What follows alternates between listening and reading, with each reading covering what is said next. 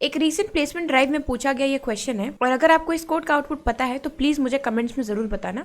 फिलहाल मैं इसको एक्सप्लेन करती हूँ। इसमें क्या हो रहा है, एक हमारे पास ग्लोबल वेरिएबल है नेम, उसके बाद हमने एक आउटर फंक्शन बना रखा है जिसके अंदर एक इनर फंक्शन है और आउटर फंक्शन इनर फंक्शन को रिटर्न कर रहा है एंड नीचे हमने उसी आउटर फंक्शन को कॉल कर लिया है। तो बेसिकली जैसे हमने आउटर फंक्शन को कॉल किया, इसने हमें इनर फंक्शन को एज ए रिटर्न वहां से दे दिया। अब इनर फंक्शन क्या कर रहा है कि नेम वेरिएबल को प्रिंट कर रहा है। अब आइडियली होना क्या चाहिए था कि क्योंकि आउटर फंक्शन का काम खत्म हो गया, इसने हमें इनर फंक्शन रिटर्न कर दिया। इनर फंक्शन के पास नेम वेरिएबल तो होना ही नहीं चाहिए था, राइट, क्योंकि आउटर फंक्शन ऑलरेडी क्लोज हो चुका है। बट यहाँ पे कॉन्सेप्ट आता है क्लोजर का। तो क्लोजर वो फंक्शन होता है जो किसी फंक्शन के अंदर डिफाइन किया जाता है एंड उसके साथ साथ वो अपने पेरेंट के किसी वेरिएबल को एक्सेस कर रहा होता है। तो इसका मतलब इनर फंक्शन जो है वो एक क्लोजर है एंड इसके लेक्सिकल स्कोप में जितनी भी चीजें आएंगी ये सब कुछ एक्सेस कर सकता है। अब लेक्सिकल स्कोप का क्या मतलब होता है, तो लेक्सिकल स्कोप मतलब जब कोई फंक्शन डिफाइन होता है तो उस ब्लॉक में जितनी भी चीजें अवेलेबल होती हैं ये सबको एक्सेस कर सकता है, यानी वो सब इसके लेक्सिकल स्कोप में आती है। तो अगर इनर फंक्शन की बात करें तो इनर फंक्शन आउटर फंक्शन के ब्लॉक में ही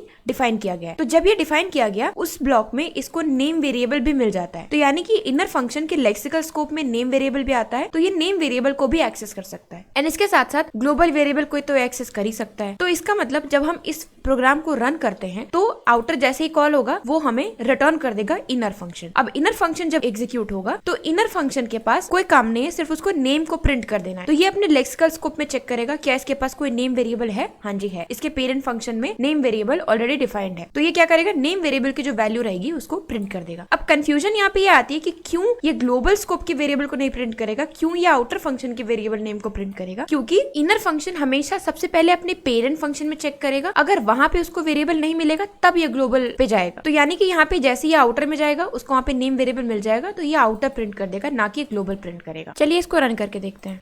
ठीक है, तो हमें यहाँ पे मिला आउटर।